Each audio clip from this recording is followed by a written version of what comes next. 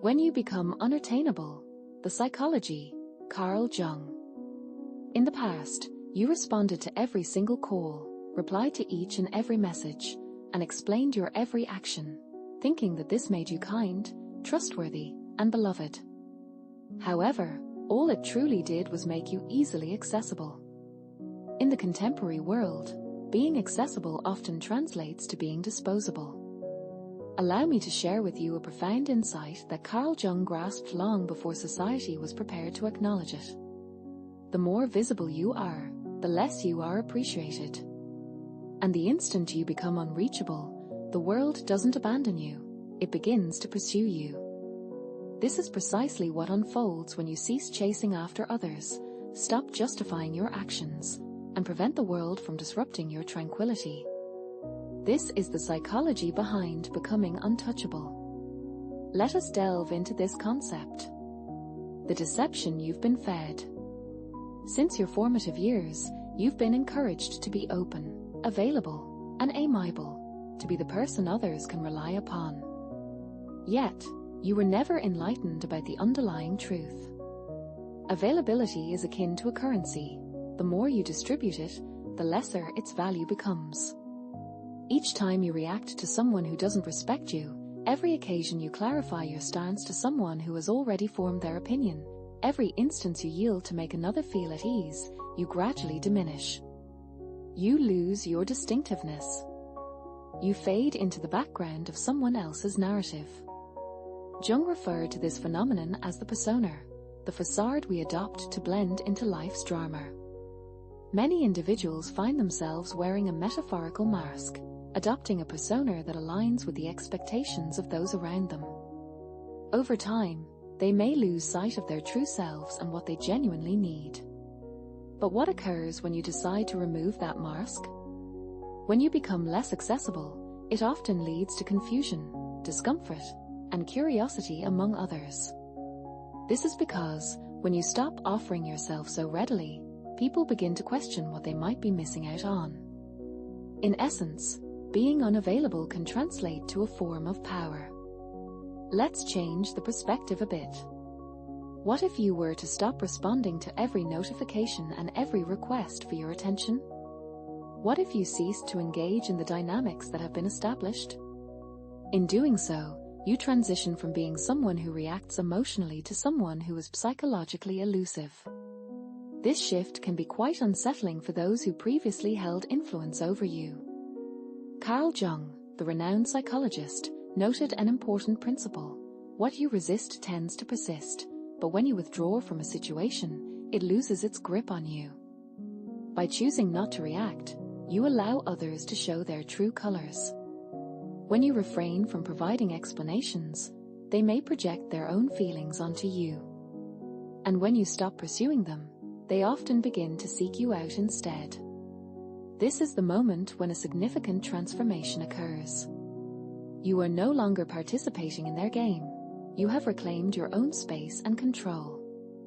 Being perceived as unattainable compels others to confront their own insecurities, forcing them to reflect on their feelings and behaviors. This shift not only empowers you, but also challenges those around you to reassess their own dynamics. Suddenly, your absence transforms into a mirror, reflecting the shortcomings of those around you. Previously, you were the source of validation for others, but now you've become a beacon of curiosity. This curiosity can spark obsession. Jungian psychology suggests a shift from being merely visible to being truly valued. Carl Jung didn't instruct us to disappear completely. Rather, he encouraged us to re-emerge as our authentic selves.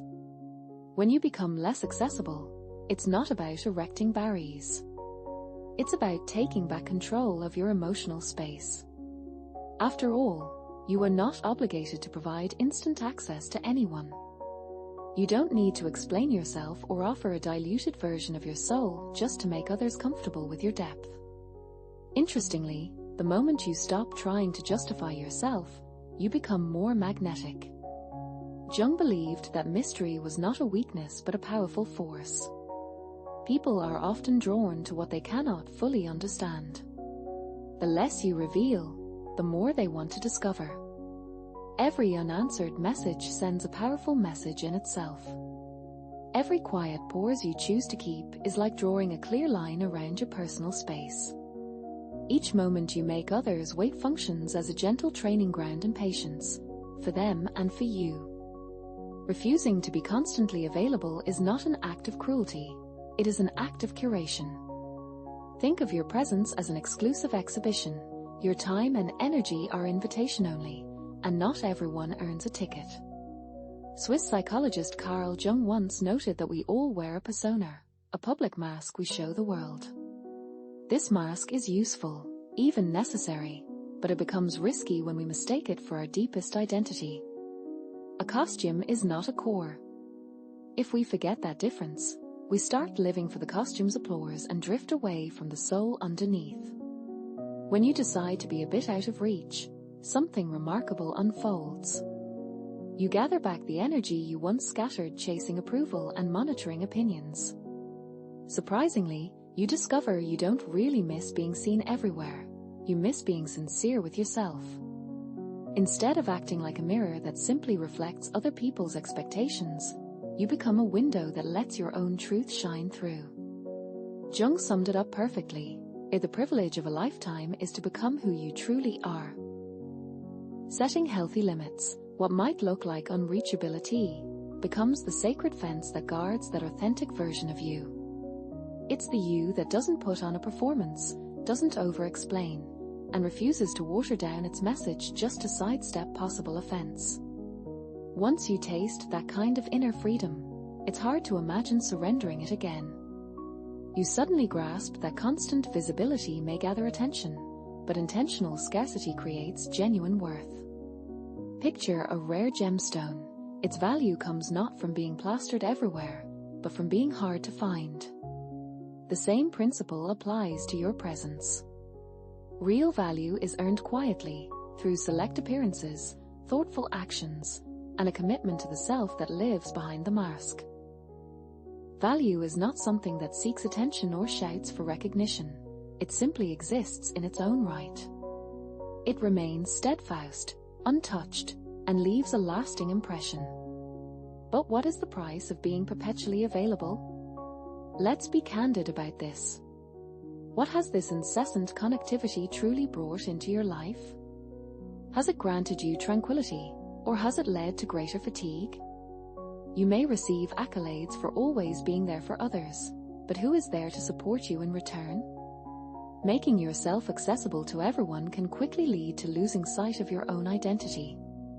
Each time you respond to a message out of a sense of duty, each time you find yourself explaining your actions to someone who shows little interest, and each time you force a smile to ease tension, you are not demonstrating kindness. Instead, you are being conditioned to think that your value is determined by how quickly you respond, rather than by your own self-respect. Carl Jung understood this profound truth. The greatest privilege in life is to discover and embrace your true self.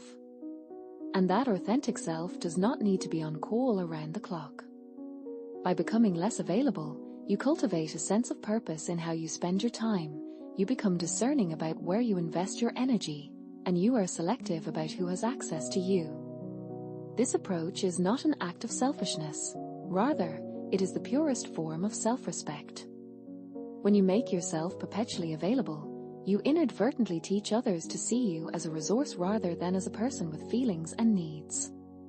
You become the source of comfort that others turn to in their times of need, much like a light switch that they activate when they seek solace. You are akin to a vending machine that they rely on for support during challenging moments. You serve as an emotional concierge, someone they reach out to when life becomes tumultuous. However, as soon as the storm passes and the sun shines again, they often vanish from your life. In return for your unwavering support, what do you receive? A sense of exhaustion, a feeling of being unfocused, and a quiet voice inside you that murmurs, you are losing touch with who you are. When you finally decide to step back from this role, an unsettling realization occurs. The silence that follows can feel overwhelming. You come to understand that your identity has been largely shaped by the need to be indispensable to others. Yet, That deep-seated feeling of emptiness you experience is not true loneliness. Rather, it is a withdrawal from the habit of neglecting your own needs. If you allow yourself to sit with this discomfort for a while, you will eventually encounter someone who has been waiting for you all along, your authentic self. This is the reality of the situation. So, what transpires when you finally become less accessible to others? Initially, you may notice that some people start to distance themselves. Those who manipulate may lose interest, attention seekers might express their frustration, and the needy may claim that you have changed, and indeed, you have. However, a transformation occurs after this initial reaction. They return, but this time, their intention is not to take from you. Instead, they seek to understand you better. You are no longer merely a reflection of their ego. You're the mirror they can't figure out. And the silence you offer, it speaks louder than anything you could say. People start treating you differently. They think twice before dumping their pain at your feet. They measure their words more carefully around you. Why? Because now your attention is earned, not expected. You've become scarce. And scarcity creates value. The inner dominion. Let's go deeper. Being unattainable doesn't just change how others see you, it changes how you see yourself. You're no longer hooked by every opinion. You stop fearing being misunderstood. You stop living for the applause. Jung believed the self was built in solitude, not in society. When you stop explaining, you start becoming. When you stop reacting, you start rising. It's not about being cold. Taking charge of your inner world means deciding what enters and what stays out. Deliberate silence should never be mistaken for passivity. It is an act of psychological self-governance. From that self-rule flows a deep reservoir of composure. While the crowd spirals into anxiety, you remain in observation mode. When voices around you demand immediate answers, you grant yourself a conscious pause. This steadiness is not born from apathy, it comes from disciplined choice. You still experience every emotion, yet you have taught yourself to respond thoughtfully rather than react impulsively. Think of it as the difference between steering a car and letting it roll downhill without brakes. By keeping your hands on the wheel, you stop renting out your serenity to external events. You become the source of your own tranquility, and that shift alters every interaction thereafter. The urge to rush into explanations fades. Instead, you watch, listen, and discern. You notice who genuinely values your presence and who merely seeks your energy as a temporary cushion for their discomfort. That awareness is the cornerstone of inner dominion. Each time you protect your calm, especially under pressure, you practice the art of saying nothing aloud while communicating everything through your unwavering presence. In that spacious quiet, you give yourself room to think, to breathe, and to decide deliberately. Creating space for thoughtful consideration, space to process emotions and allow yourself to simply be asterisk, and space to thoughtfully respond rather than impulsively react, is fundamental to cultivating genuine emotional strength. True emotional power isn't expressed through outward displays. It operates quietly, a subtle force that remains unseen until its impact is deeply felt by others. And often, by the time that feeling registers with those around you, you've already progressed significantly, positioning yourself strategically ahead. Your very being transforms into a palpable force, a presence that commands attention without demanding it. It's a common misconception to equate presence with performance, to believe that being noticed means being boisterous or constantly in the spotlight. However, true presence isn't about volume, it's about resonance, about being felt on a deeper level. The more diligently you safeguard your energy, the more potent and compelling your presence becomes.